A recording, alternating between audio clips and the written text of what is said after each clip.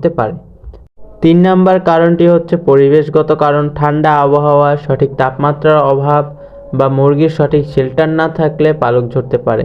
4 number কারণটি হচ্ছে পুষ্টির ঘাটতি, মুরগির খাদ্যে পর্যাপ্ত প্রোটিন, ভিটামিন এবং মিনারেল ঘাটতি হলে মুরগির পালক দুর্বল হয়ে ঝরে পড়তে পারে।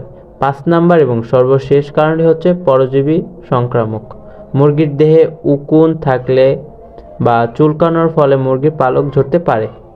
তাই বলা যায় শীতকালে মুরগির পালক পড়াটা অনেকটাই স্বাভাবিক। এখন বলবো পালক পড়ার প্রতিরোধের উপায়। প্রথম উপায়টি হচ্ছে মুরগির খাদ্যে উচ্চ প্রোটিন সমৃদ্ধ খাদ্য অ্যাড করতে হবে, যেমন শুটকি মাছের গুঁড়া এবং ডিমের খোসার গুঁড়া। ডিমের খোসার গুঁড়ায় রয়েছে অধিক হারে ক্যালসিয়াম, যা মুরগির অনেক সমস্যার সমাধান করবে এবং পালক পড়ার সমস্যার তো সমাধান করবেই। তাই মুরগিকে অবশ্যই শুটকি মাছের গুঁড়া